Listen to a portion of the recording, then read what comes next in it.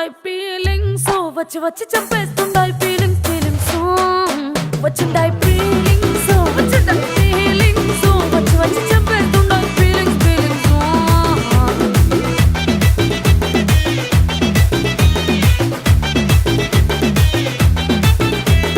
చీ అంటే ఓసారి పో అంటే ఓసారి చాటు మాటుగా సై అంటే ఓసారి